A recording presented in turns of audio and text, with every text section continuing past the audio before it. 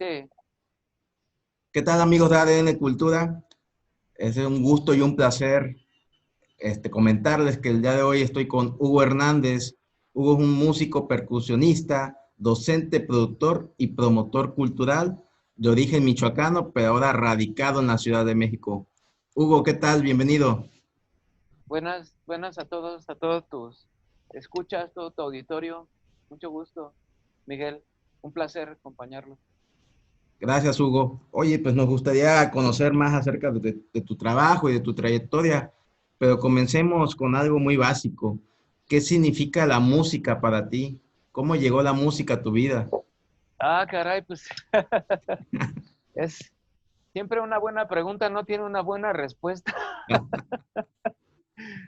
Pues esa pregunta que me haces, yo me la tuve que hacer como a los 18, 20 años, ¿no? Porque estuve trabajando duro para hacer una carrera universitaria, porque, pues ya saben, ¿no? La historia de siempre en las familias, sobre todo que no tienen bagaje artístico, que es la gran mayoría de la sociedad mexicana, ¿no? Ujú.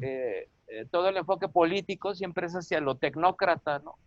Entonces las áreas artísticas quedan como relegadas. Entonces, si no tienes un bagaje en tu familia o alguien que haga eso, es muy complicado. Ahora menos que cuando yo decidí dedicarme a la música. De hecho, ahora es hasta una modita, por así decirlo, ¿no? Ahora hay más oportunidades, hay licenciaturas en arte, en todas las áreas, en música, danza, teatro, artes plásticas, pero en los 90 no. O sea, entonces para mí fue algo muy complicado. Entonces, yo no soy una persona muy religiosa. Si fuera devoto sería de cualquier religión, sería el más imperfecto, como San Francisco de Asís, pero me dice, en cuanto yo me tuve que hacer esa pregunta que tú me haces, de qué tan importante es esto en mi vida, la música, pues para mí es todo, ¿no? Pero decidirlo fue lo más complicado, ¿no? Por esta situación que te planteo. Entonces, fue algo muy curioso. Esa anécdota se lo cuento muy pocas personas porque en realidad me lo preguntan muy pocas veces, ¿no? Y entonces yo en algún momento, por mal de amores, me quedé los 5 años reglamentarios en el C7 Escapotalco de la UNAM. Entonces, nunca fui un estudiante malo, por así decirlo, pero justamente a mí esa etapa de adolescencia pues, marca mi vida, ¿no? Entonces, con ese mal de amores, pues yo decía, bueno, me hago mi pase a Facultad de Ciencias 2 veces, porque fueron 3 años normales, más los 2 que anduve en el rock and roll. Entonces, ya, el primer año hice mi pase a Facultad a Ciencias, iba para Física, ¿no? El segundo año, lo volví a hacer a Ciencias, ¿no? Para Física, ¿no? Pero ya el tercer año, en esos 2 años que anduve yo arriba y abajo, estuve en la Escuela de Iniciación Artística número 3, en la que tuve yo pues el agrado de conocer como pues es una isla, ¿no? Es un oasis en el desierto. Y a mí me sirvió mucho, ¿no? Porque curiosamente las materias por las que yo me quedé para área 1 en física fue mate y física, que no deberían haberme costado ningún trabajo, entonces más bien fue como una especie de, de búsqueda. Y lo que me hizo decidirme por la música fue justamente, me encontré una Biblia, no soy cristiano, ni nada, y lo respeto mucho, todas las religiones las respeto mucho, pero en esa desesperación de quedar bien con mi mamá o retribuir pues todo el esfuerzo que ellos hacían por mí, abrí la Biblia y me encontré un pasaje muy hermoso, hasta me emociona, ¿no? Esa situación, que decía alabar a Dios con tambores y danzas, danzas y tambores. Y Ah, entonces mira. cuando yo escuché eso, lo leí, pues marcó mi vida, ¿no? Me dediqué a la música y curiosamente, pues estoy casado con una bailarina que tiene una compañía que se llama Compañía de Danzos Afro, Sangre Nueva. Y entonces, a partir de ese momento y cuando conocí a mi esposa hace 25 años que nos casamos, me dedico a la música y a la danza y soy acompañante de danza contemporánea, ¿no? Entonces, esta relación fue muy interesante porque pues yo dejé absolutamente todo porque te dicen, te vas a morir de hambre, ¿no? Entonces, resulta que no, o sea, porque cuando tú lo haces con devoción a lo que gustes y con gusto, pues todo provee, todo es, o sea, el universo es proveedor, ¿no? Entonces, pues aquí estamos en esa lucha y siento que me he ido muy bien, en el área musical y bueno, fue una explicación amplísima porque pues en realidad es algo muy profundo en mi vida, ¿no? Y es a lo que me dedico pues en los últimos 30 años de mi vida. Sí, es muy, ejem- como de ejemplo, ¿no? Clarificar cómo fue esta pregunta tan abstracta, puede ser. Pero ya que estamos hablando de anécdotas, ¿por qué no nos cuentas la anécdota de Uruapan, la que fue el detonante también en tu carrera y tu trayectoria? Ah, pues esa es otra. Es que me has hecho dos preguntas muy, estás poniendo el dedo en la llaga. Mira, yo soy oriundo de Europa, Michoacán. Somos de familia michoacana, en el buen sentido de la palabra, ¿no? Porque esa situación está muy desprestigiada, ¿no? Sí. Nosotros nos dedicamos al arte y atendemos a la gente y hacemos una labor muy suave, ¿no? O sea, entonces, eh, nosotros venimos a la capital con mi papá por el trabajo de mi papá. Mi papá fue obrero, fue de la industria fue fundidor de la industria metalúrgica. Mis primeros inicios para mi preparación fue técnica. Estuve en la vocacional 10 aquí en la Ciudad de México en máquinas y herramientas. Y eso también me ayudó mucho porque yo siempre tuve un enfoque muy área uno de matemáticas, físico-matemáticas. Quise ir a la Facultad de Física, estuve en el Politécnico y finalmente me quedé en la música, pero tiene mucha relación.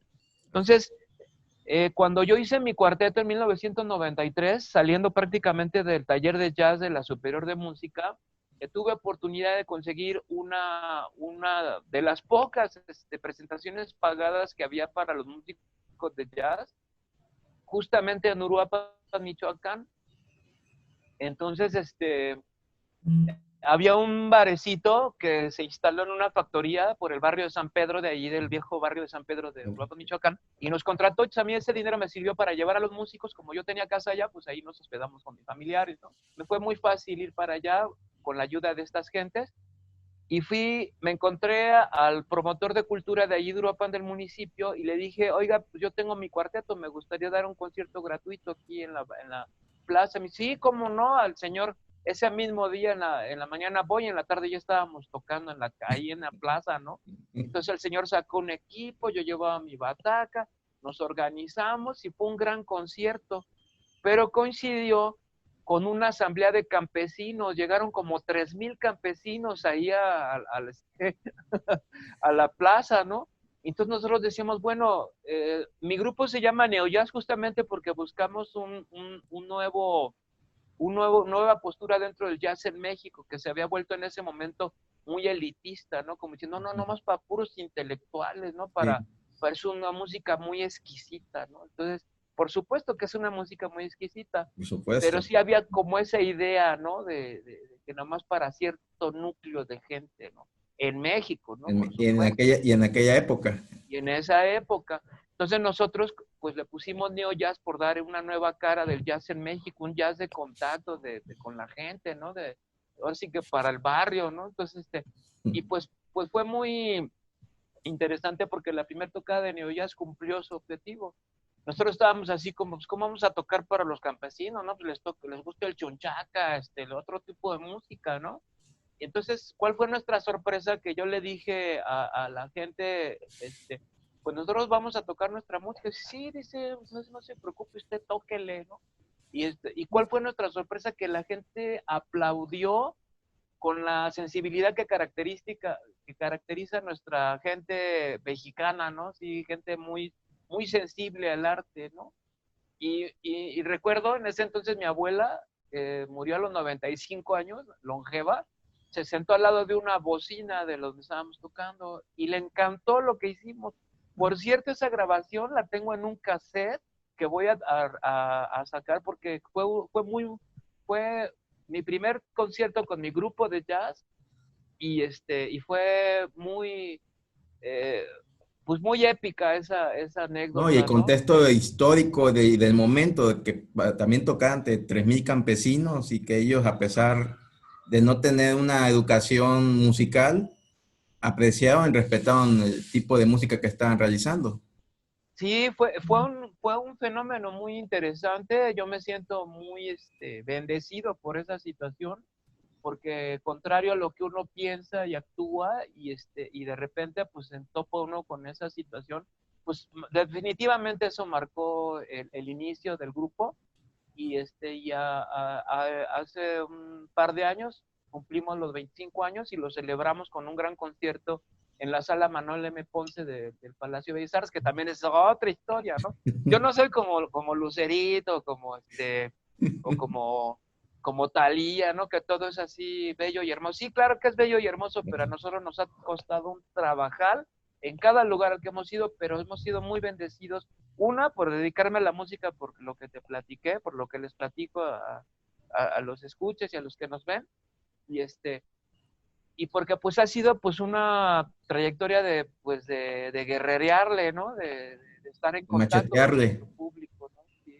Y eso me hace, me llena mucho de orgullo. Oye, y hablando un poco ya también de tu espacio, tu carrera, ¿quiénes fueron tus referencias musicales en cuanto al jazz?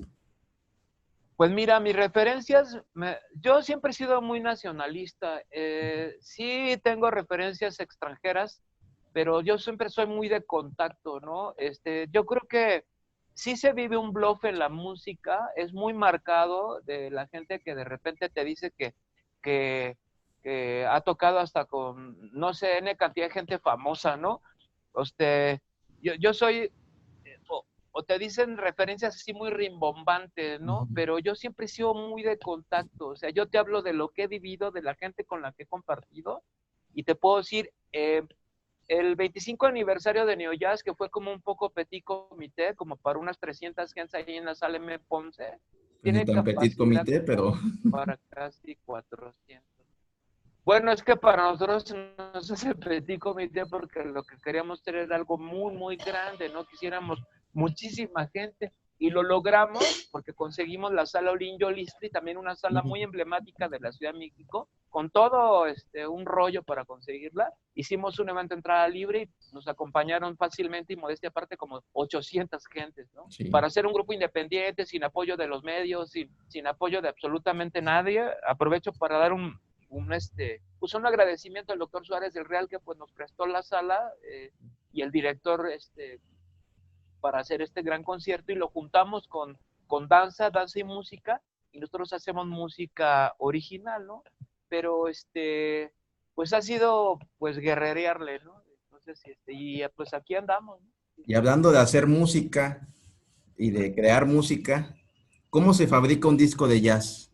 Somedamente. Hoy pues con muchos esfuerzo, con mucho esfuerzo. Mira, ahorita prácticamente cualquier músico creativo, con las herramientas que existen ahora Digital. en la actualidad, prácticamente cualquiera te puede hacer un disco. Nosotros, desde el inicio de Neo Jazz, pues empezamos como todo, ¿no? Haciendo los ricos estándares, ¿no? Del jazz, que son pues un referente, ¿no? Pero no terminé de platicarte quiénes son mis referentes. Mis referentes del jazz en la tocada de Laulín Yolistli, Ujú. hicimos un homenaje en vida a varios íconos del jazz en México. El primero, que es el más importante, es el maestro Francisco Telles, que pocas gentes en el jazz hablan de él, por alguna razón que me parece, no quiero pensarlo, pero creo que sí hay mucha envidia al respecto, porque el maestro Telles fue el fundador del primer taller de jazz en México, cuando fue a la Nacional de Música de la UNAM, los músicos clásicos, así de palabras, de viva voz y de referencias, se rieron de él, que cómo iba a ser una escuela de jazz, ¿no? Dice, al rato van a hacer una escuela de rock, ¿no? También, al igual que como se rieron de Frank Zappa cuando pidió la Orquesta Sinfónica Mexicana para hacer un disco con Frank Zappa y como esta gente era ignorante del tema, decíamos, ¿cómo es posible que un grupo de rock, ¿no? Pida la Sinfónica, ¿no? De México y ese disco que ellos desdeñaron lo fue a hacer con la Real Sinfónica de Londres, ¿no? Entonces la Sinfónica Nacional hubiera pasado a la historia por hacer un disco con un visionario como fue Frank Zappa, ¿no? Entonces ese visionario es Francisco Telles, que en los 80s hizo ese proyecto en la Nacional de Música y pues se rieron de él. Después se va a la Superior de Música y ya unos años ahí se hace el taller de jazz un poquito más armado, 4 años, y nosotros estuvimos en esas generaciones. Entonces, él, el maestro Juan Valdivia, que ahora está en Guadalajara, baterista, percusionista también, el maestro Enrique Valadez, que también es otro de los grandes pilares del jazz en México, sin agraviar a muchos otros, ¿no? Como por ejemplo, nosotros hicimos ese homenaje en Lolinho Listli el año pasado, en septiembre, para el maestro Francisco Telles. Inventamos a otro gran músico de jazz, pionero, que se llama Chucho López, que fue la primer trompeta de Pérez Prado, y que tiene su orquesta y que es unos musicazos que son de un nivel que dices tú, caray, ¿no? Son los músicos que acompañan a Luis Miguel, a Juan Gabriel, a José José, pero ese también es un estigma que hay mucho en los músicos de jazz, ¿no? Que en lugar de decir qué tocas tú, siempre te dicen con quién han tocado, ¿no? Como si en realidad fuera un referente, pero eso la verdad no lo vale. Vale lo que hace uno, ¿no? Entonces, como músico.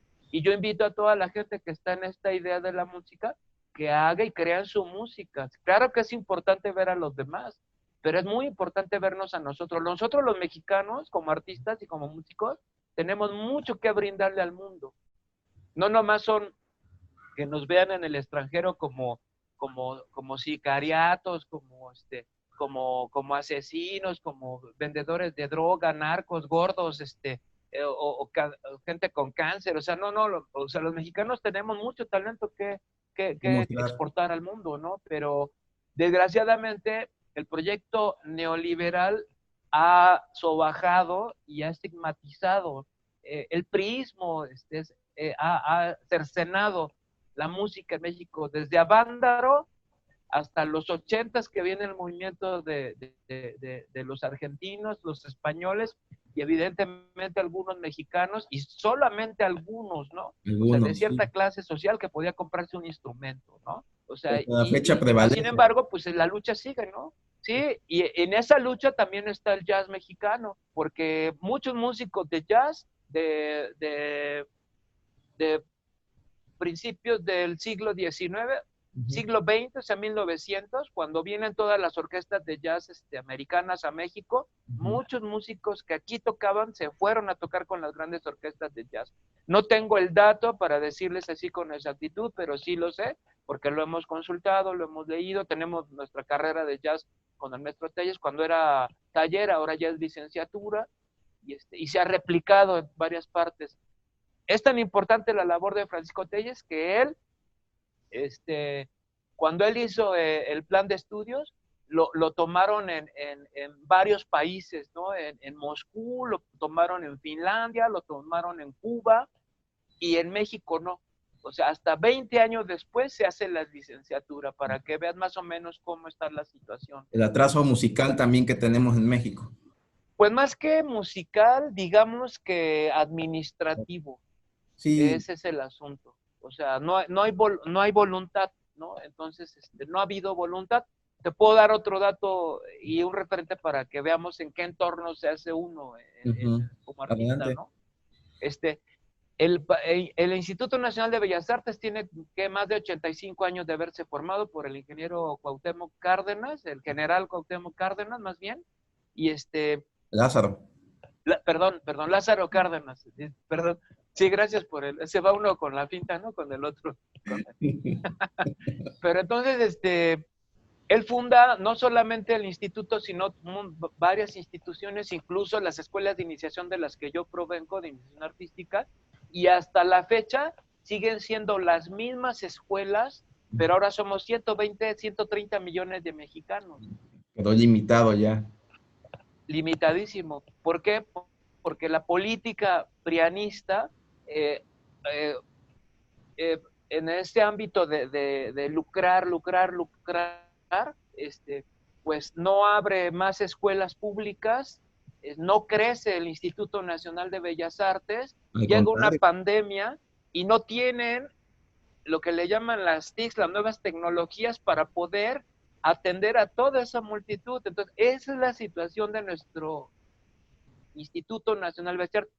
No con esto quiero decir y denostar todo el trabajo de los grandes artistas y grandes maestros que hay dentro del instituto, porque hay grandes figuras. Eso no cabe de primer mundo, pero no tenemos la infraestructura necesaria, al contrario, se A ha replicar tres o reducido. cuatro escuelas por todo el país. Hay proyectos interesantes como por ejemplo también que salió de la Superior de Música, el maestro Luis Navarro, que está en la UAS, en la UACH, en la de Chiapas, que Ujú. ahora ya está la licenciatura ya.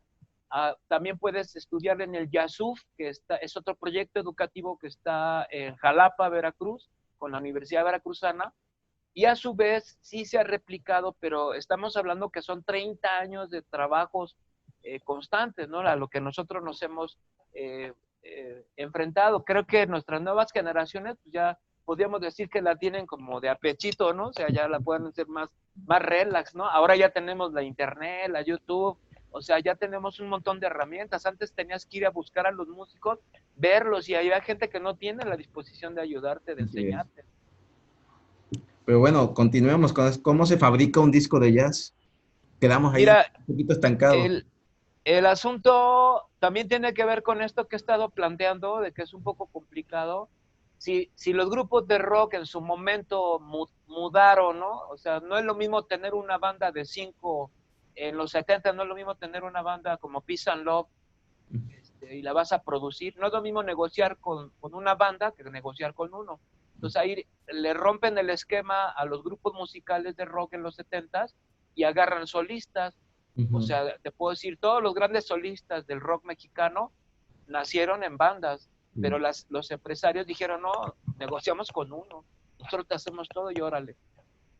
Había más posibilidades de hacer discos de jazz con buenas firmas como RCA Victor, Discos Orfeón, y debe de haber por ahí algunos discos, por ejemplo, Tino Contreras, el referente, tiene varios discos con varias disqueras mexicanas, pero se cerró el negocio en el rock, y evidentemente el jazz es como el patito feo, y el patito más feo es el blues. Las bandas de blues quedaron todavía más relegadas, ¿no? Después del movimiento de rock en los 80s, se abre un poco el mercado, pero se abre más para el rock, y ya un poquito más para los 90s, muchísimo más para el ska, pero pues ya pateas una piedra y salen 20 bandas de ska, Sí. y parece que es un cliché. Porque es la También moda, porque se van creando modas también. sí, porque es una fórmula que todo el mundo está explotando. Entonces, en ese sentido, tanto el rock, el jazz, el blues, pues somos una estructura musical que estamos contra cultura. Entonces, mientras la cultura de los medios de comunicación, que nomás hay un duopolio y nada más va a promover a sus artistas, entonces nosotros quedamos más relegados. O sea, se reduce todo a una producción independiente. Yo tengo la ventaja que tengo formación técnica, estuve en el Politécnico, y eso me ayudó muchísimo porque aparte de la música tuve que diversificarme. Entonces, pues renté audio, puse una empresa de audio, en algún momento me fue muy bien, después puse un estudio de grabación ya para no cargar bocinas y andar ahí en el rock and roll. A mí lo que me gusta es tocar, ¿no?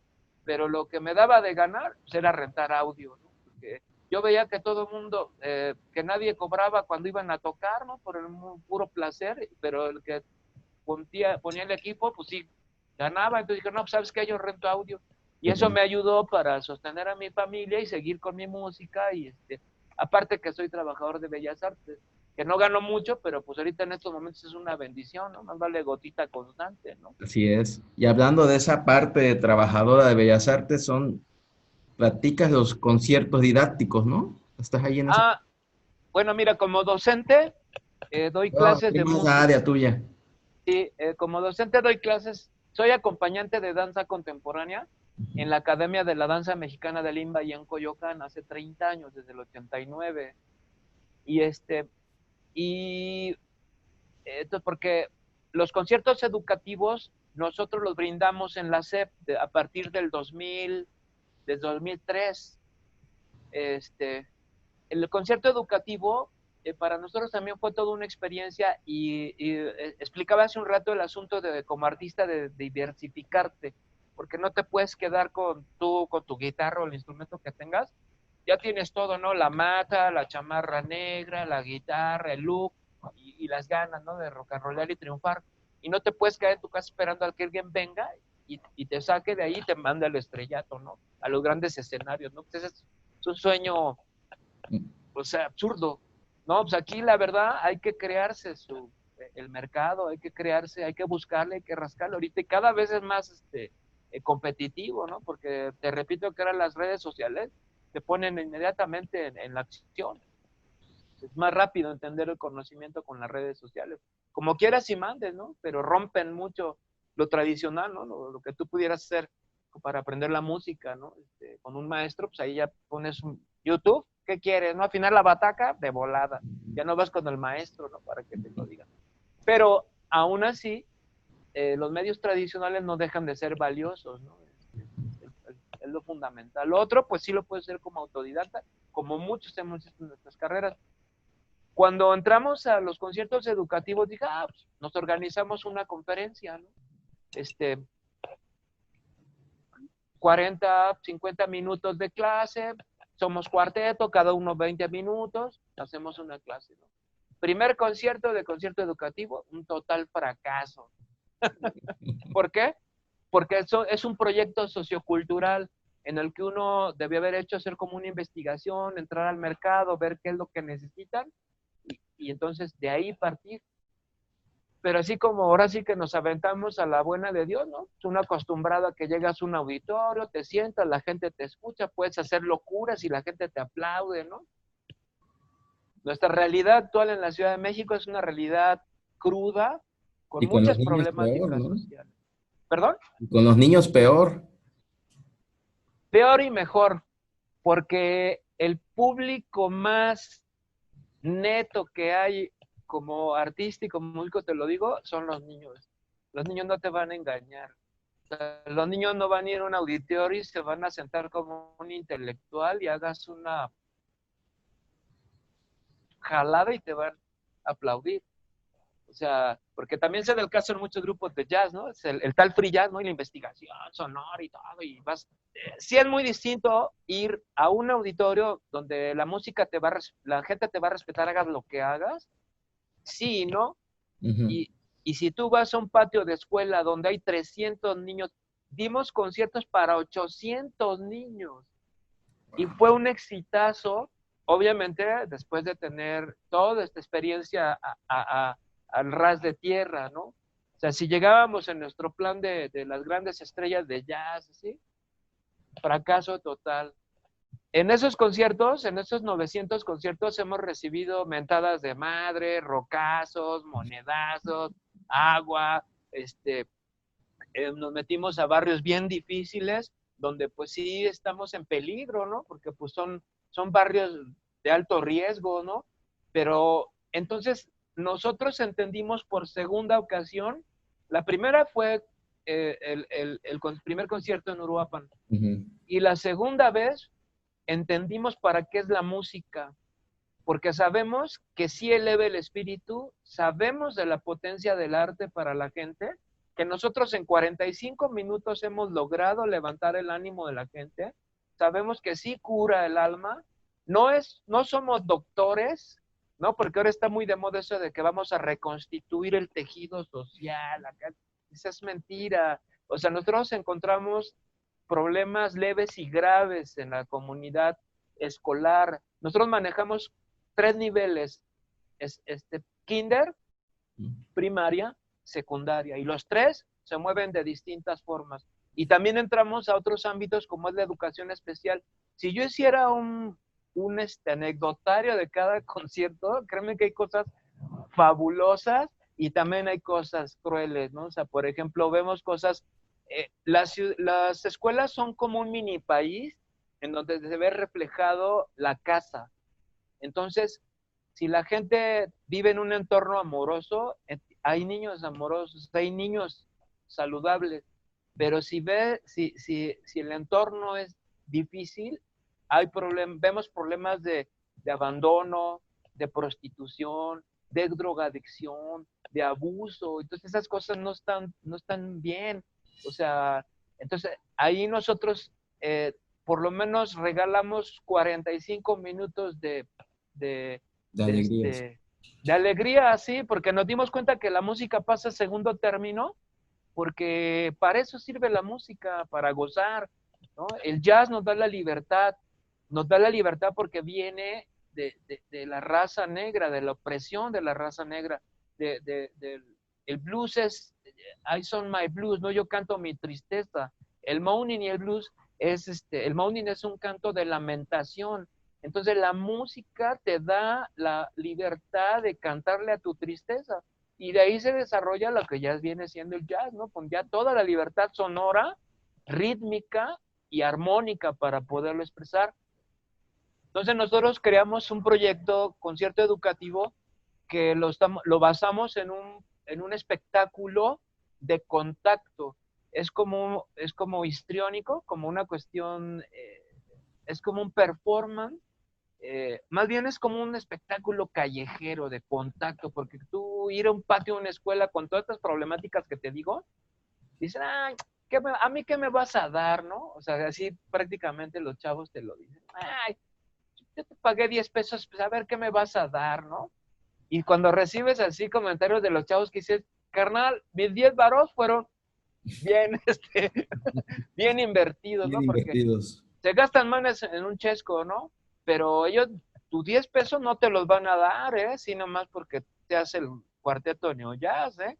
O sea, entonces entramos a esos núcleos y cuando yo he tenido oportunidad, que he visto grupos de jazz ensimismados, ¿no? En su rollo, les digo, chavos, vayan a las escuelas, contáctense con el público. Cuando ustedes lleguen y triunfen ahí, créeme que yo me siento muy realizado después de esos 900 conciertos. Para mí ha sido un orgullo descubrir para qué sirve la música, ¿no? Para levantar los corazones oprimidos, ¿no? Siempre nos hemos encontrado así desde la maestra Tronchatoro, ¿no? Hasta la maestra Miel, ¿no?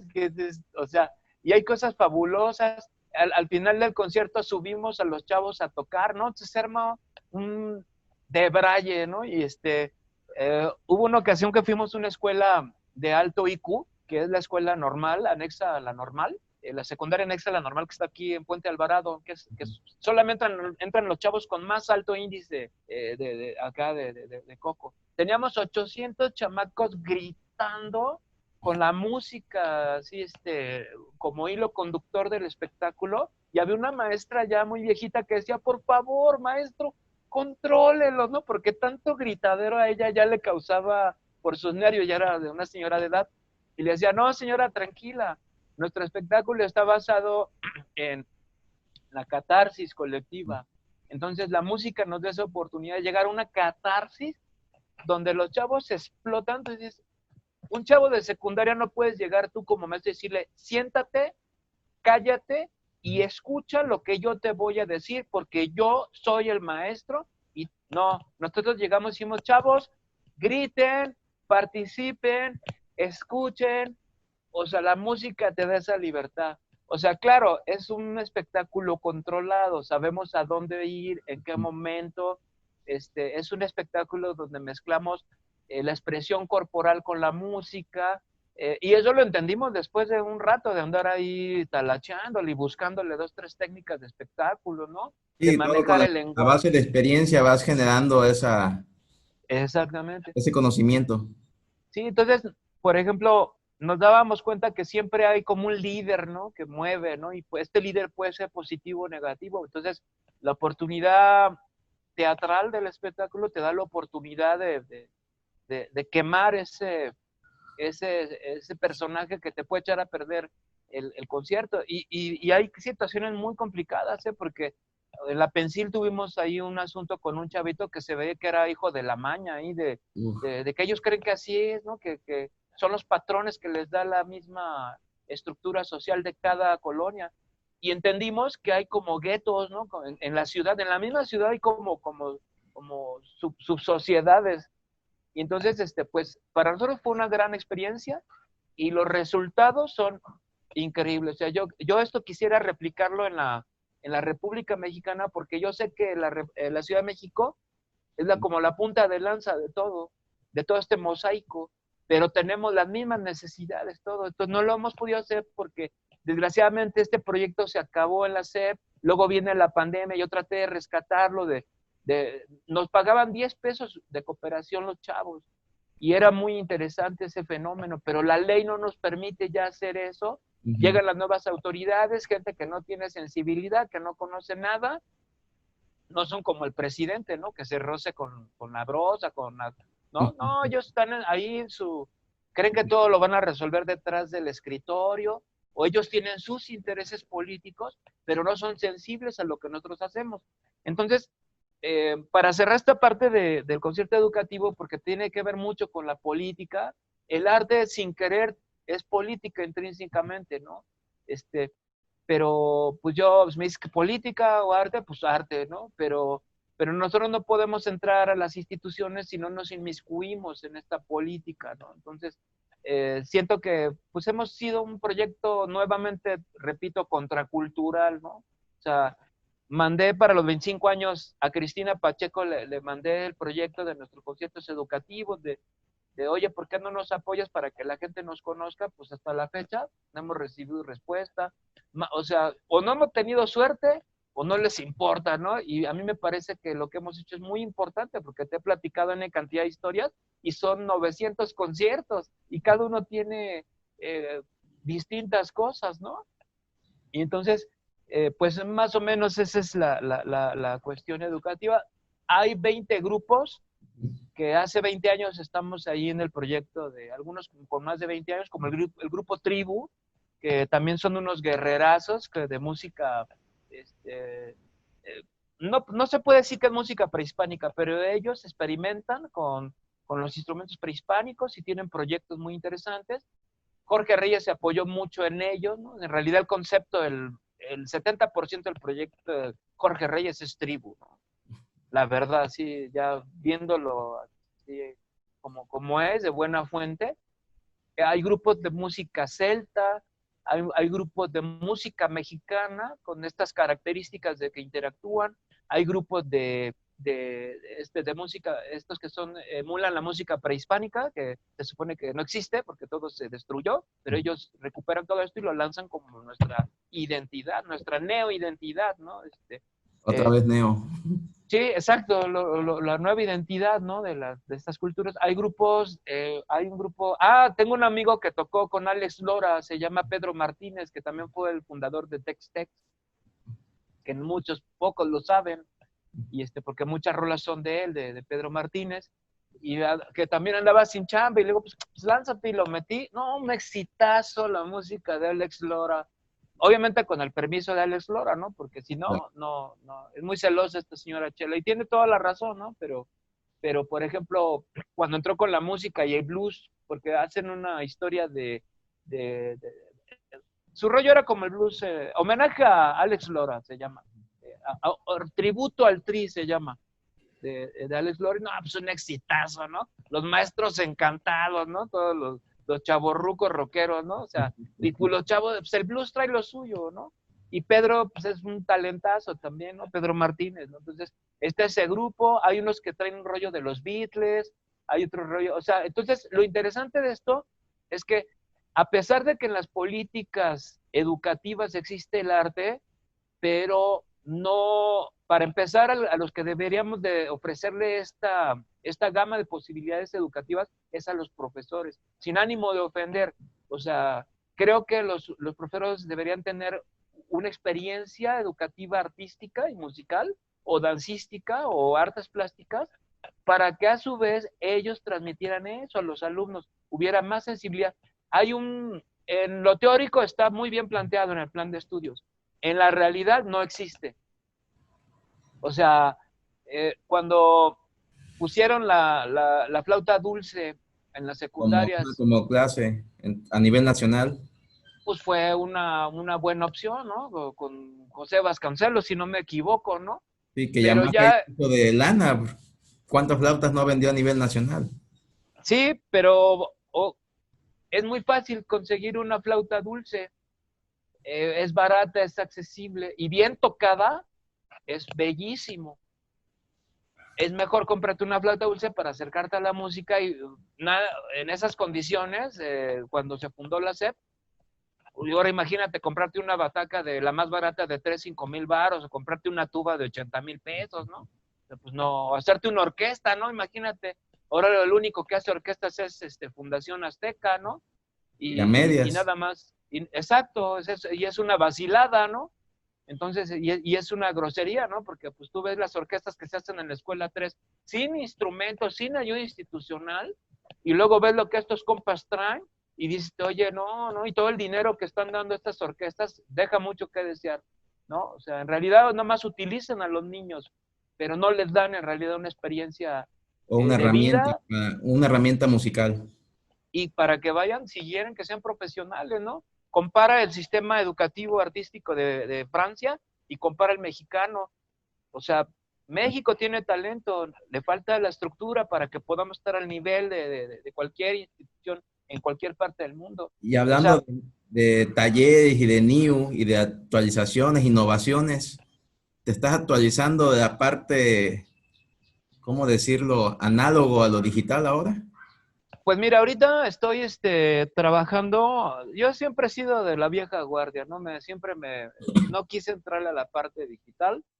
Ahora me he dado cuenta que con esto de la pandemia, pues sí hay que, para dispensar el conocimiento que uno tiene, pues ya hay que hacer unas cápsulas y estar ahí ahora sí que dicen renovarse o morir.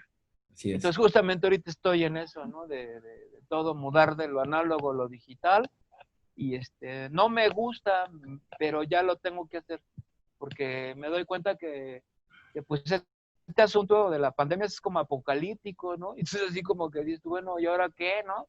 No podemos salir, tener contacto con los chavos, todo lo que te estoy platicando, cómo le hago para que la gente, cómo comparto yo estas experiencias, ¿no? Para que la gente sepa para qué es la música, ¿no? Independientemente del género que te dediques, ¿no? Pero sí, también estamos en eso, ¿no? Perfecto, De, Hugo. ¿Qué te parece si para de finalizar, la qué te parece si para finalizar echamos una prueba de de tu talento, una Ah, batacladita? ese me sonó chiste de la secundaria, cuando vamos, nos aventamos 2, 3 clichés, como payasito callejero, dice, el chico talento es un chico que camina lento, ¿no? Después de la problemática en las secundarias, nos dimos cuenta que la juventud de hoy es muy predecible. Sí, O sea, ya sabes exactamente, si tú le dices una cosa, sabes perfectamente lo que te va a contestar. Entonces, para nosotros fue una herramienta valiosísima, ¿no? Y de sobre todo que nos anticiparte a ellos. divertimos y nos acercamos, ¿no? Y al final los chavos los teníamos en la bolsa, ¿no? Porque te vuelvo a repetir, la juventud y la niñez son diamantes en bruto. Y la educación musical, artística y la educación en general es una herramienta de cambio social que sí nos va a dar desarrollo y sí, no te vuelvo a repetir, no somos doctores, ¿no? Y no vamos a plantear esa ridiculez de vamos a resarcir el tejido social. Para eso primero habría que resarcir la administración pública, ¿no? Y habría que resarcir el cerebro de ciertos políticos para que sepan que efectivamente el arte es una herramienta muy potente en el desarrollo humano. Entonces, y ya hablando en plata, en la música, lo más importante es divertirse. Así O sea, es. yo cuando agarré la música es gozar y no estoy buscando, quien busque fama, pues que la busque, quien busque dinero, pues que lo Me busque. O gusta sea, también. la música tiene un trasfondo más trascendental. Y cuando se hace devocional, todavía es más trascendental, ¿no? O sea, no estoy diciéndole a nadie que se vuelvan ni cristianos, ni krishnas, ni nada, simplemente es lo que yo he visto y observo y creo que es por gozo y por placer, y si yo gozo, pues evidentemente la demás gente goza, ¿no? Pero sí, como no, te Pues, agradezco mucho, no, a Miguel, la ti. invitación. Gracias, Hugo. Es muy edificante hablar de lo que uno hace porque por ahí hay una anécdota también de alguien que le enseña a su hijo justamente lo que hace, ¿no? O sea, si se va con gente que no lo valora, pues, pero si te vas con alguien que te valora, pues te eleva la estima, ¿no? Entonces por eso pues te agradezco mucho la invitación y porque sabemos que vamos en el camino correcto, ¿no? La música y la educación artística. Así es, Hugo. Bueno, pues ahí les voy a hacer una pequeña improvisación, a A ver ver qué qué les sale. parece, amigos. A ver si nos divertimos.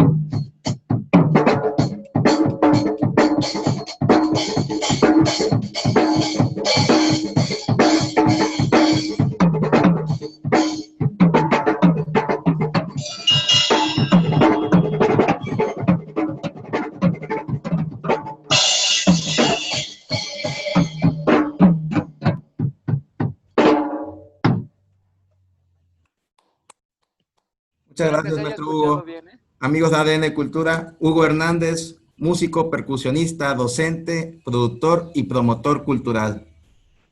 Un gusto, Hugo. El gusto es mío. Hasta luego, Hugo, que estés muy bien. Nos vemos.